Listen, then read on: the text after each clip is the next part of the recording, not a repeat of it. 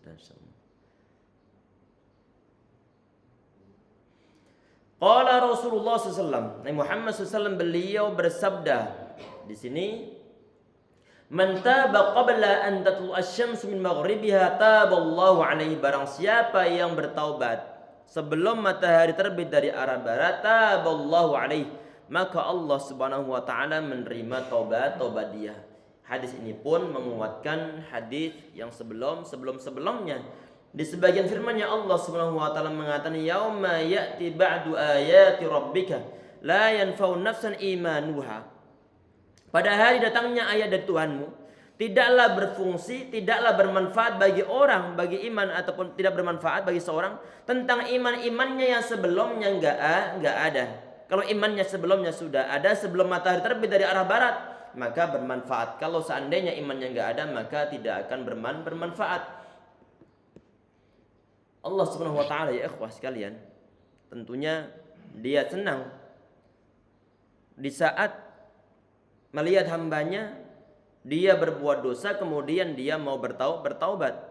Nabi Muhammad beliau mengatakan dalam suatu hadis yang sahih, kullu bani adam khata'un ataupun khata'. Setiap umat ataupun setiap keturunan Nabi Adam alaihissalam mereka pernah berbuat dosa ataupun banyak dosanya. Wa khairul khata'in tawwabun, dan sebaik-baik orang yang salah itu adalah orang-orang yang mau bertaubat.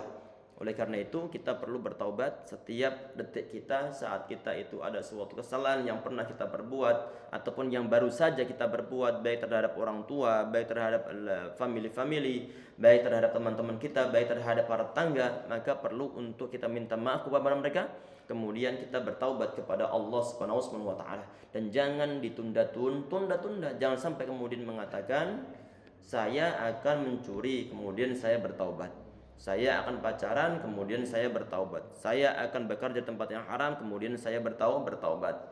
Iya, kalau nanti masih ada kesempatan. Kalau nggak ada kesempatan, maka penyesalan tersebut akan terus ada. Sampai kapan? Sampai dia meninggal, sampai hari kiamat, sampai selama-lamanya penyesalan akan tetap ada.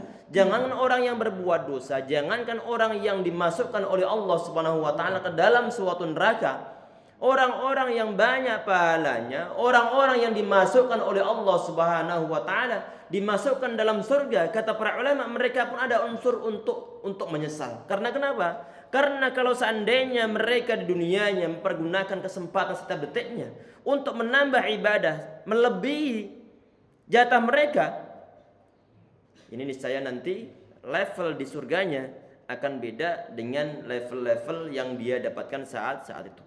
Jadi penyesalannya adalah kalau seandainya mereka lebih banyak lagi ibadahnya, niscaya nikmat yang mereka dapatkan dalam surga akan lebih banyak. Jadi bukan karena menyesal dimasukkan dalam neraka, tapi menyesal kalau seandainya ibadah yang mereka laksanakan di dunia lebih banyak daripada yang mereka laksanakan sebelumnya. Niscaya mereka mendapatkan suatu surga ataupun suatu level surga yang melebihi dari yang mereka dapatkan saat itu. Dari segala dosa, ya ikhwah, tobat dari segala dosa. Dan juga nanti kita perlu mengetahui tentang ada suatu hadisnya adalah hadis yang sahih, kullu ummati mu'afan ilal mujahirin, kama qala Rasulullah, semua umatku akan dimaafkan oleh Allah Subhanahu wa taala kecuali orang-orang yang terus terang ataupun yang terang-terangan dalam berbuat dosa, berbangga dengan suatu dosa, dilaksanakan dengan terang-terangan. Oleh karena itu kalau kita berbuat dosa, ada suatu yang mungkin kita tahu bahwa itu adalah suatu dosa, maka jangan dilaksanakan di hadapan orang lain. Jangan dilaksanakan di hadapan anak-anak kita, jangan dilaksanakan di hadapan istri kita. Karena kenapa? Karena nanti dimungkinkan orang-orang yang ada di sekitar kita, mereka akan ngikut suatu dosa yang telah kita laksanakan. Ada seorang mahasiswa dan dia belajar ilmu syariah, terkenal bahwa dia adalah seorang ustadz di daerahnya. Orang-orang manggil dia adalah ustadz. Tahu-tahu kemudian dia boncengin seorang cewek. Boncengin seorang cewek. Orang-orang tahu nih, si cewek ini bukan famili dia dan bukan kerabatnya. Ini kemudian orang-orang karena mungkin sering boncengin si fulanah ini, akan dibilang bahwa si fulana ini dia adalah pacarnya ustadz ini. Kalau itu dilaksanakan, maka bagaimana? Orang-orang awam yang berada di daerahnya akan ngikut. Berarti boleh dong pacaran.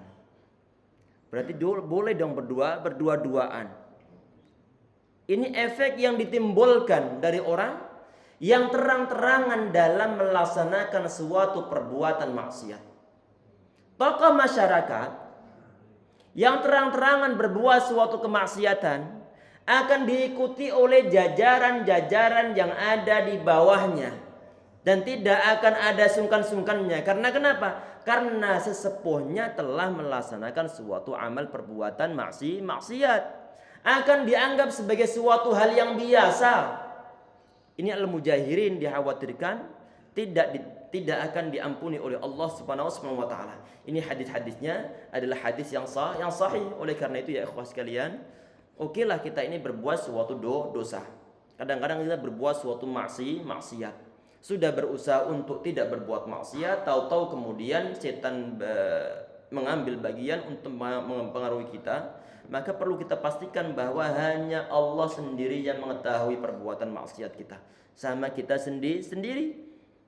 Itu adalah level-level yang kesekian ya ikhwah sekalian. Kita berusaha untuk tidak berbuat maksiat di hadapan orang lain, biar nanti perbuatan dosa ataupun ketidaktepatan tersebut tidak ditiru oleh orang-orang lain. Dan juga biar nanti tentunya adalah tidak ada unsur at-tahaddi fi maharimi amama 'abdihi fi maharimillah amama 'abdihi, yaitu seakan-akan nantang hal-hal yang diharamkan oleh Allah SWT kemudian dia laksanakan. Nantang bagaimana? Kalau ada suatu perbuatannya, ada suatu larangan, kemudian kita langgar, seakan-akan kita itu adalah termasuk orang-orang yang nantang suatu peraturan. Ini yang perlu untuk kita hindari ya ikhwas sekalian. Tentunya ini adalah perlu suatu perjuangan. Biar bagaimana? Biar nanti Allah SWT maafkan kita berusaha untuk tidak berbuat suatu perbuatan maksiat walaupun berat, subhanallah. Tapi ini insya Allah kita mendapatkan suatu imbalan atau balasan yang sangat nikmat dari Allah SWT, insya Allah ya rabbal alamin. Kalau misalnya saya berbuat dosa Ustaz, tetapi dosa-dosa tersebut kemudian terus terulang, apakah kalau nanti saya berbuat ataupun bertaubat kepada Allah, apakah dosa-dosa saya akan diterima oleh Allah Subhanahu wa taala? Berbuat dosa, kemudian dia sadar, kemudian dia taubat. Kemudian dia berbuat dosa lagi, sadar, kemudian dia bertaubat. Kadang-kadang dosanya ini adalah dosa yang sama. Dosa yang sama artinya dia terjatuh di dalam suatu lubang yang sama. Lubang yang membinasakan yang sama, maksiat yang sama. Ini bagaimana? Ada suatu hadis ya ikhwas sekalian, hadisnya hadis yang sahih. Ini terdapat dalam riwayat Sahih Bukhari sama Muslim. Nabi Muhammad beliau mengatakan, "Inna 'abdan asaba dzamban rubbama qala aznaba dzamban." Seorang hamba dia telah berbuat dosa ataupun dia mengatakan, "Ya Rabb, ana telah berbuat dosa." Kemudian asabtu faghfirli. Aku telah berbuat dosa ya Rabb. Mohon Engkau ampuni. Di saat dia bertaubat kepada Allah Subhanahu wa taala, meminta ampunan benar-benar kepada Allah Subhanahu wa taala, kemudian Allah mengatakan dalam hadis qudsi di sini, "A'alima 'abdi anna lahu rabban yaghfiru dzamba?" Apakah hambaku ini tahu bahwa sungguhnya dia itu memiliki Rabb yang bisa mengampuni dosa, wa yakhudhu bihi ghafartu li 'abdi, dan juga dia Rabb ini adalah Tuhan yang maha menyiksa, memberikan suatu hukuman, yakhudhu wa yakhudhu bihi, menerima tobat dan juga bisa memberikan suatu siksaan terhadap suatu dosa yang dilaksanakan oleh seorang hamba, mengazab seorang hamba yang berbuat dosa. Ghafartu li 'abdi, li 'abdi, kata Allah, aku mengampuni dosa hamba-hambaku. Kemudian terulang lagi, ini disebutkan oleh Muhammad SAW di kelanjutan hadisnya, ada pengakuan seorang hamba, aznaba 'abdi dzamban. Kemudian dia mengatakan, Rabbi ighfirli ya Rabb, mohon engkau ampuni diriku.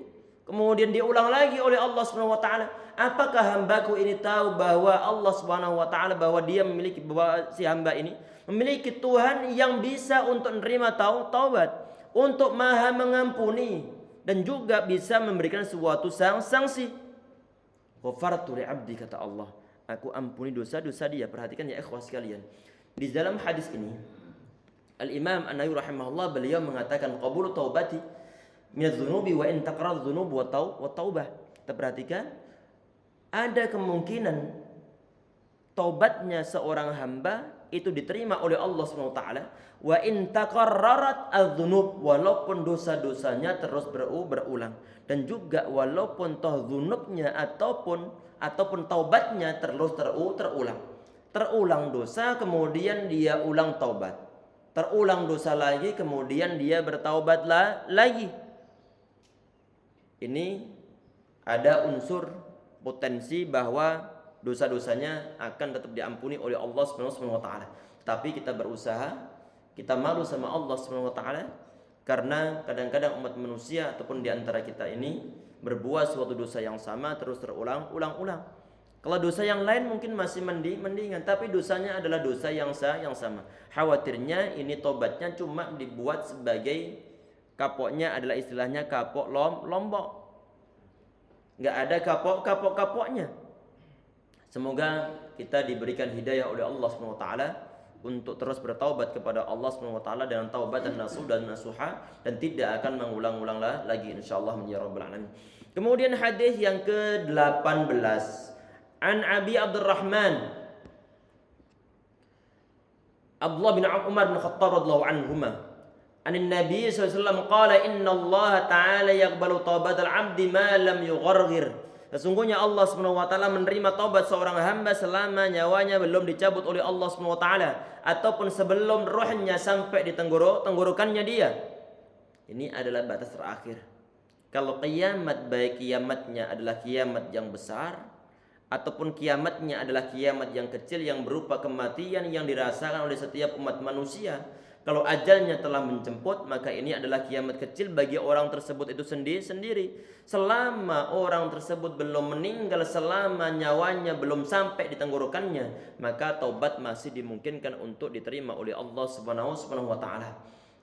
Ataupun di sini Allah mengatakan, wala taubatu lil ladzina ya'maluna sayyi'at hatta idza hadara ahadahumul mautu qala inni tubtul an. Kata Allah, dan tidaklah taubat itu diterima oleh Allah Subhanahu wa taala dari orang-orang yang mengerjakan suatu kejahatan apabila datang ajal kepada seorang.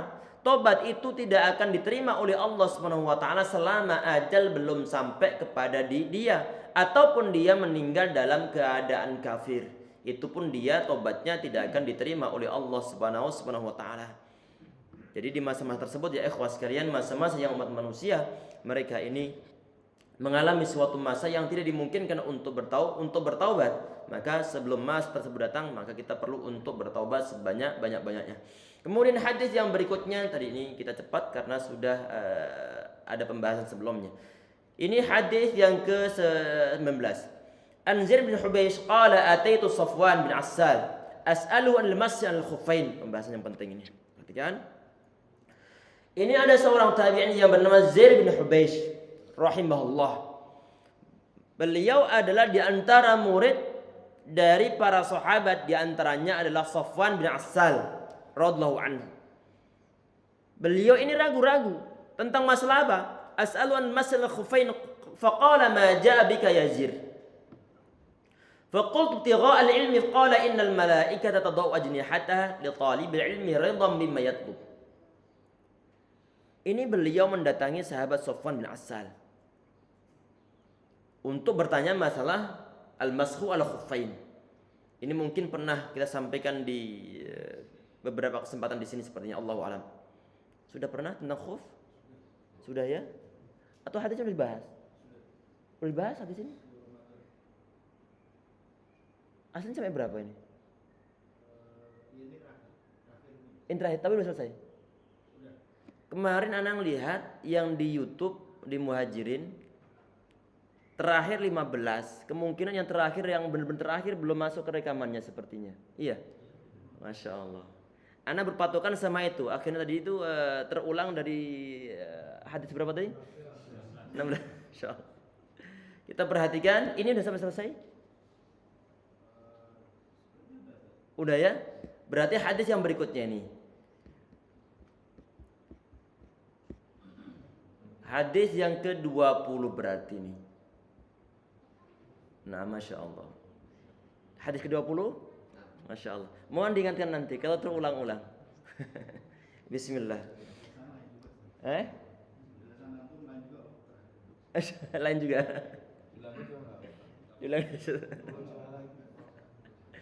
Kita ulang dikit aja ya tentang masalah khauf tadi itu. Khauf di sini tadi ini adalah termasuk pembahasan akidah.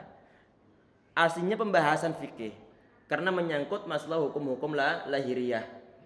Pembahasan fikih menyangkut masalah hukum-hukum lahiriah. Tetapi dimasukkan para ulama, termasuk oleh Imam Al-Barbahari, termasuk Imam Ahmad, termasuk Imam Sufyan Al-Thawri, termasuk Imam Ibn Battah ataupun yang lain sebagainya dalam kitab-kitab mereka, termasuk Imam Al-Hasan Al-Asy'ari dalam kitab mereka Al-Ibanah. Ini dimasukkan dalam bahasan akidah. Karena kenapa? Karena orang-orang Syiah, Ar-Rafidah, termasuk disampaikan oleh Al-Imam An-Nawawi rahimahullah, dikatakan oleh beliau bahwa ini ijma' akidah Ahlussunnah wal Jamaah tentang keabsahan al-mas wal khuffain. Kenapa kok dimasukkan dalam bahasan akidah? Karena semisal orang-orang Syiah Rafidah, orang-orang Syiah ini tidak mengakui tentang al-mas wal khuffain. Apa al-mas wal khuffain? Sebagai ilustrasinya, misalkan antum habis salat Isya dalam keadaan berwudu dan antum menggunakan khuf, yaitu alas kaki yang terbuat dari kulit dan menutupi sampai bagian mata kaki-kakinya. Kemudian antum tidur. Di saat tidur mungkin kentut, mungkin kemudian batal. Jelas tidur batal, tidur dalam keadaan terlentang misalnya. Batal wudunya. Bangun, kemudian antum berwudu untuk sholat subuh ataupun tahajud. Semua anggota wudu dibasuh kecuali bagian kaki saja.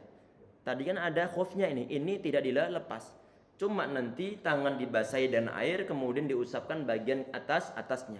Ini yang disebut al-mashu al-khuffain dan hukum wudunya sah menurut semua ulama ijma' kecuali orang-orang yang enggak perlu diperhatikan masalah ikhtilafnya mereka dari kalangan orang-orang Syiah. Jelas insyaallah ya. Ini adalah intinya. Ini yang membuat ragu tadi itu seorang Zaid bin Hubeish, seorang tabi'in, sehingga beliau konfirmasi nyari ilmu terhadap sahabat Sufyan bin As-Sal radhiyallahu anhu. Itu intinya. Insyaallah langsung kita bahas hadis yang ke-20. Wa an Abi Sa'id bin Malik Al-Khudri radhiyallahu anhu anna Nabiy Allah qala kana fi man kana qablakum rajulun qatala 99 nafsan. Ini kisah panjang, semoga selesai untuk pertemuan ini. Ini ada seorang laki-laki fi man kana qablakum. Laki-laki ini datang ataupun ada di zaman sebelum kalian, kata Nabi Muhammad. Sebelum kalian ini berarti adalah zaman-zaman sebelum diutusnya Nabi Muhammad. Berarti kemungkinan adalah masa-masa Bani Israel. Tidak disebutkan tahun berapa. Tidak disebutkan juga pada masa Nabi siapa. Tidak disebutkan di sana. Apakah perlu untuk kita menyusahkan diri untuk riset tahun berapa terjadinya? Enggak perlu. Karena Nabi Muhammad menyebutkan suatu kisah itu adalah untuk kita ambil ibrahnya. Untuk kita ambil pelajaran yang ada dalam kisah tersebut. Tidak perlu dipusingkan tahun berapa terjadinya. Siapa tokoh-tokohnya. Dan di mana plotnya. Tidak perlu untuk dipusingkan. Kita mengambil ibrah di sini ikhwas sekalian. Nabi Muhammad beliau mengisahkan bahwa dulu fi man kana qablakum rajulun qatala 99 nafsan. Ada seorang laki-laki yang membunuh 99 orang. Fasa'ala an a'lami alil ard. Kemudian dia bertanya, ini orang kebetulan dia mau bertaubat. Akhirnya dia nanya karena berhubung dia orang awam, nggak mengetahui karena dia mungkin sebelumnya memang nggak pernah sama sekali terbesit tentang adanya Allah, tentang adanya taubat, tentang adanya mungkin berhijrah atau mungkin tentang adanya neraka ataupun surga. Kemudian dia pengen bertaubat, dia nggak tahu caranya, sehingga kemudian dia nyari informasi fasa'ala an a'lami ahlil ard. Dia bertanya tentang seorang yang paling alim di muka bumi. Ini berarti niatnya orang ini adalah baik dan dia menempuh cara yang benar. Ada orang nggak tahu, maka perlu nanya terhadap orang yang tahu. Fas'alu ahla dzikri in kuntum la ta'lamun. Kalian tanyalah kepada para ulama tentang masalah-masalah yang semacam ini kalau kalian nggak mengetahuinya dalam segala hal ini, dalam segala hal. Permasalahan-permasalahan yang dihadapi oleh umat manusia tidak semua diketahui oleh umat manusia itu sendiri-sendiri. Ada domain mereka masing-masing, ada keahlian mereka masing-masing. Jangan sampai kemudian ada seorang ahli kandungan kemudian fatwa masalah haid. Saat ditanya, lagi rame beberapa hari ini, sekarang masih rame-ramenya juga, seorang dokter dari di luar Jawa, dokter ahli kandungan, di saat ditanya tentang masalah pasiennya datang kepada dia, sering katanya, ini bagaimana ini haid ini, kami nggak bisa untuk sholat. Dijawab oleh dia, yang larang kalian sholat itu siapa saat dalam keadaan haid? Ini masalahnya orang ini nggak tahu tentang masalah keharamannya. Orang ini juga nggak tahu bahwa dia itu aslinya bukan ahlinya. Ahlinya nggak dia ini. Nggak ada riwayat dia belajar agama. Nggak ada riwayat dia belajar agama. Tapi berfatwa, berani-beraninya mengeluarkan fatwa yang semacam ini. Kalau seandainya dia orang muslim, ini bahaya ini. Kalau seandainya dia orang kafir, ini perlu diurusi oleh pihak yang berwajib. Karena ngurusi syariah agama lainnya. Masalahnya orang ini, ataupun orang, kalau nggak tahu, diberitahu oleh para asatidz itu dia nerima seharusnya. Tapi kata-katanya Masya Allah, membela diri. Nanti antum lihat mungkin sampai di informasi ke antum nanti. Mungkin sebagian di antara antum belum mengetahuinya. Ini penjahat ini yang telah membunuh 99 orang. Dia tahu jalurnya. Nyari informasi. Ini masalah juga tadi orang yang berfatwa, minta fatwa kepada seorang dokter ini. Kenapa juga nanya masalah haid ke dokter ini? Atau hukum masalah sholat ke dokter tersebut. Ini nanya sesuatu terhadap orang yang dia tidak memiliki jawabannya. Penanya salah, yang bertanya juga salah. Sehingga menimbulkan suatu gonjang-ganjing di dunia internet. Ya semoga nanti MUI yang ada di sana kemudian nanti mereka bertindak untuk ngasih pencerahan. Insya Allah. Ini laki-laki ini, dia penjahat. Membunuh 99 orang. Kalau penjahat di Indonesia ada yang bunuh sampai 99 orang? Satu orang saja misalnya. Ada yang sejarahnya atau enggak ada? Allahu alam. Kalau mungkin penjahat perang mungkin ada. Tetapi untuk penjahat yang individual, Allahu alam ada atau tidak, berarti ini laki-laki ini Masya Allah, la haula wala quwwata illa billah. Mudah untuk menumpahkan darah, safakun lid-dima. Mudah menumpahkan darah. Laki-laki ini dia pengen bertaubat sehingga dia bertanya orang yang mengetahui. Akhirnya kemudian fadulla ala rahibin. Kemudian ditunjukkan kepada seorang rahib. Ini seorang biarawan. Berarti dia adalah ahli ibadah. Ini nyari informasi, kemudian dia dapatkan suatu informasi walaupun toh nanti kadang-kadang informasinya kurang valid. Fa'atahu kemudian mendatanginya. Faqala innahu qatala 99 nafsan falau min taubah. Kata laki-laki ini, pembunuh ini, dia bilang bahwa telah membunuh 99 orang. Apakah dia bisa bertaubat? ataupun apakah tobatnya bisa diterima? Dijawab kemudian, la, enggak akan diterima. Tidak akan diterima. Karena kenapa di sini? Kemungkinan Allahu alam, jelas syariah mereka sama syariah kita berbeda. Kalau di zaman-zaman kita saat ini, orang yang membunuh dalam agama Islam, membunuh satu orang muslim secara sengaja, maka fajaza'u jahannam khalidan fiha. Maka balasannya adalah neraka jahanam, dia kekal dalamnya. Di saat disampaikan kekal dalamnya, artinya dia nggak akan masuk surga ini. Pembunuh seorang muslim yang dengan sengaja tidak akan masuk surga. Ini sahabat Ibnu Abbas saat beliau ditanya tentang masalah seorang membunuh orang lain ini tanpa hak. Apakah tobatnya akan diterima? Beliau di antara generasi salaf mengatakan tobatnya nggak diterima.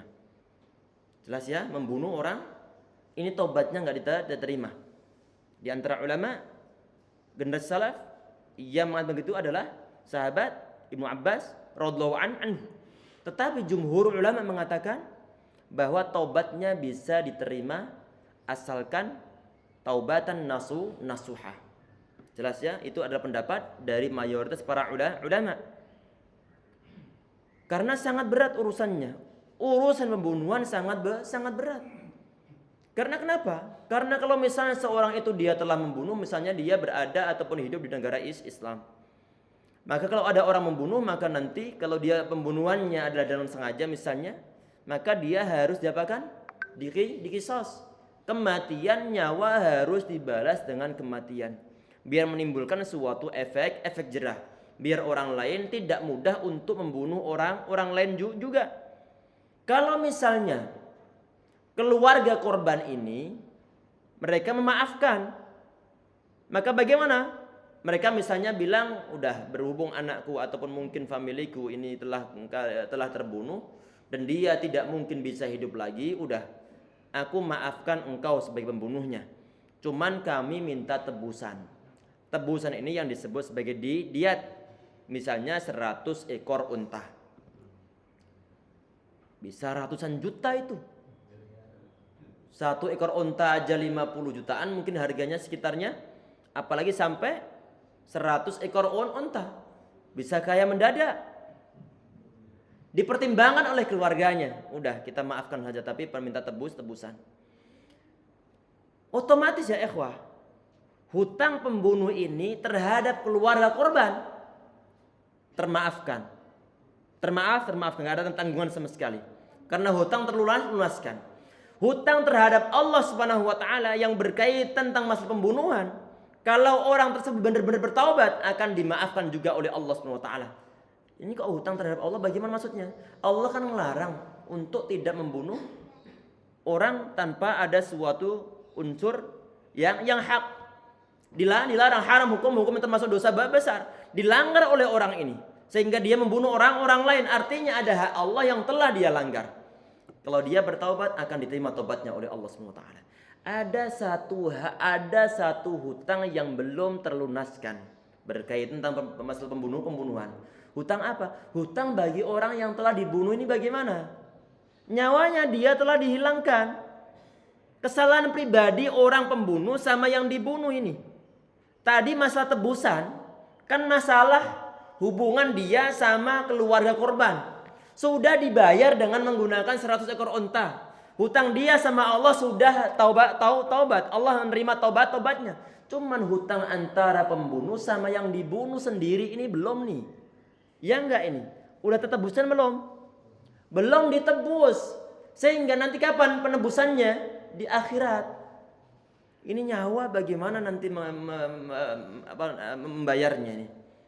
Apakah cukup nanti pahala-pahala yang digunakan untuk membayar nyawa dari orang yang telah membunuhnya ini? Belum tentu. Sehingga ini yang menjadikan sebagian ulama mengatakan bahwa hukum orang yang telah membunuh orang lain tidak diterima tobatnya. Tetapi jumhur ulama mengatakan tobatnya diterima. Berhubung ada sebagian ulama yang lain mengatakan tobatnya nggak akan diterima, maka ulama-ulama yang mengatakan bahwa tobatnya mereka akan diterima, maka perlu nanti dipersiapkan pahala kebaikan sebanyak-banyaknya. Gunanya untuk apa? Untuk membayar hutang saat nanti berada di akhirat. Hutang nyawa ini. Hutangnya nyawa. Kita kembali pembahasan. Ini si Rohib dia bilang bahwa tobat orang ini yang telah membunuh 99 orang ini tidak akan diterima oleh Allah Subhanahu wa taala. Tidak ada pintu taubat. Ini seorang penjahat kalau dia telah membunuh 99 orang, tentunya dia temperamen. Suka marah, mudah tersinggung, bengis, kejam, kasar. Pengen baik-baik, pengen bertaubat, dibilang gak ada taubat. Tidak ada maaf bagimu. Marah dia akhirnya dibunuh juga genap 100. Fakamma faqatalahu fakammala bihi mi'ah. Tsumma sa'alan 'ala mi'alil ard. Berarti ini ya ikhwas sekalian, ini adalah seorang rohib ini. Disebutkan di sini seorang rohib. Seorang ahli ibadah ataupun seorang abid.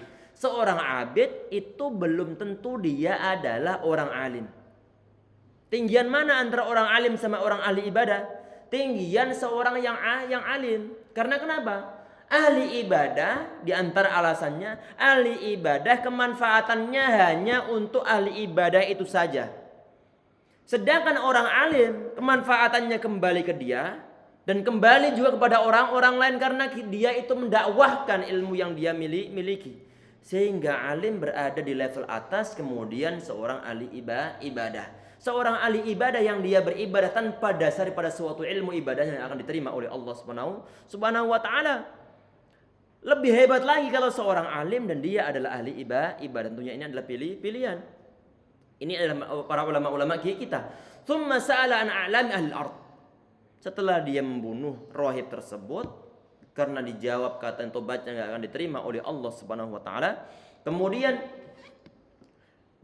dia nyari informasi. Orang yang benar-benar alim karena tadi itu dia terjebak dalam suatu informasi yang tidak valid. Dia enggak terima, dia mencari orang alim yang benar-benar alim. Fadulla ala rajulin alimin. Kemudian dia ditunjukkan tentang seorang laki-laki yang alim.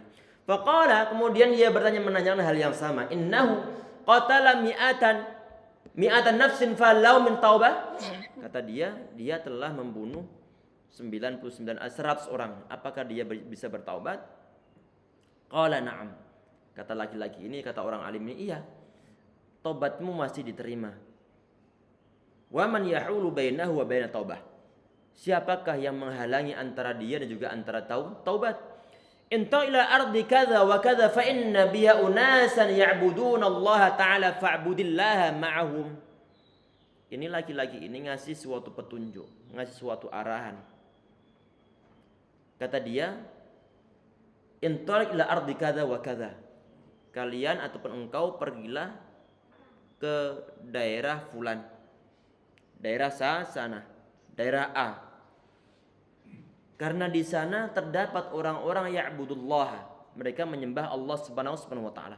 Artinya laki-laki ini, pembunuh penjahat ini, seorang penjahat ini, dia diarahkan untuk pergi dari daerah dia sebelumnya.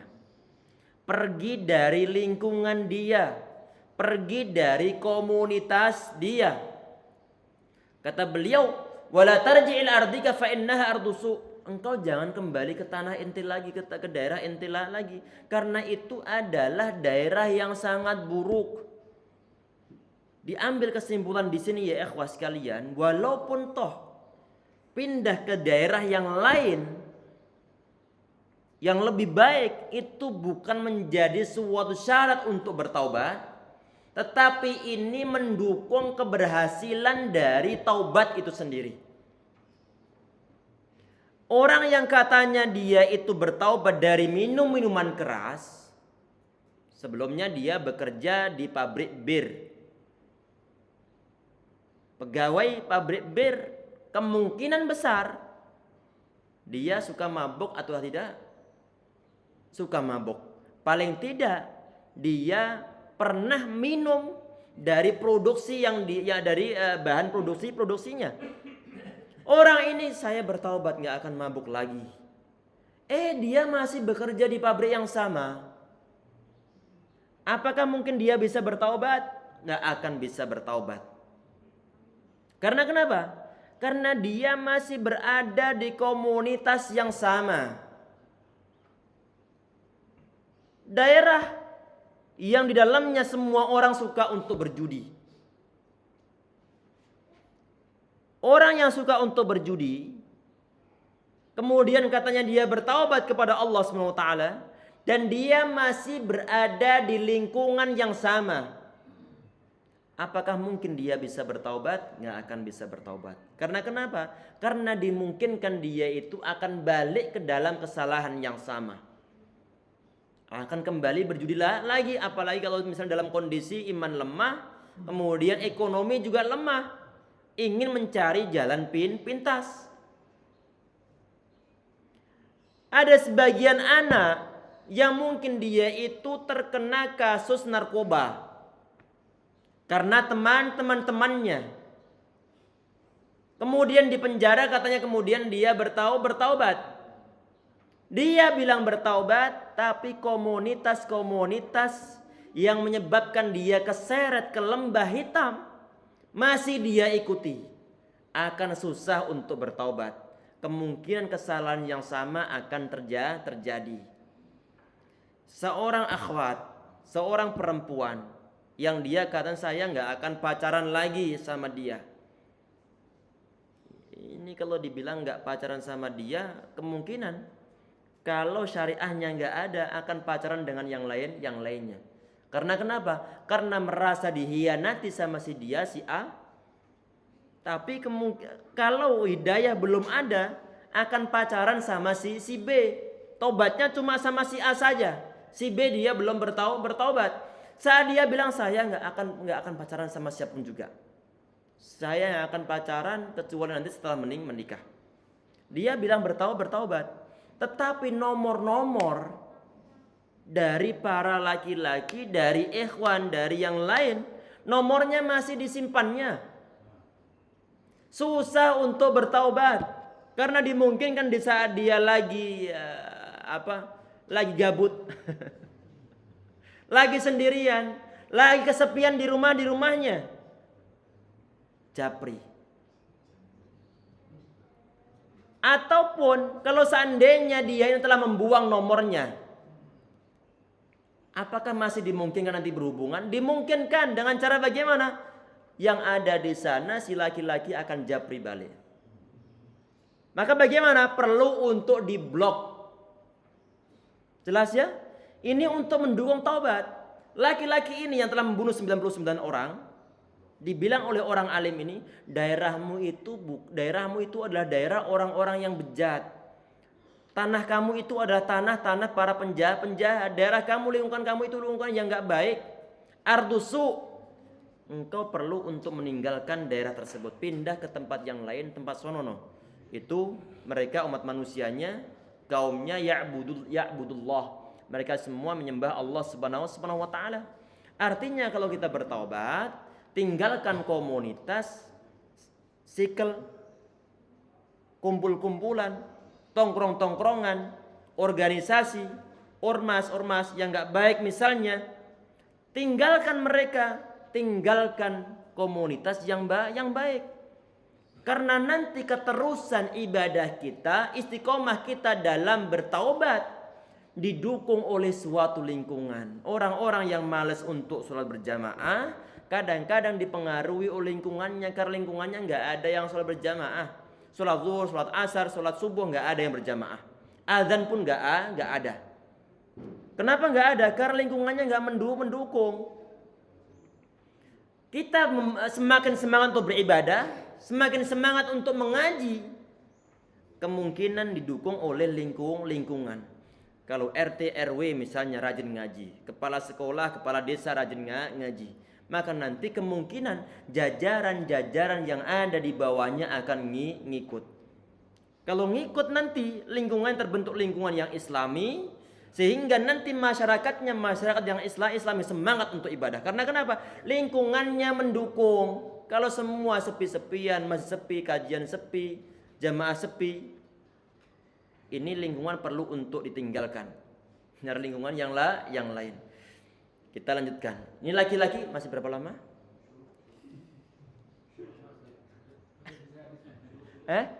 Ini belum pertengahan kisahnya. Masih berapa lama? 5 menit lagi. Udah waktu syuruk? Iya.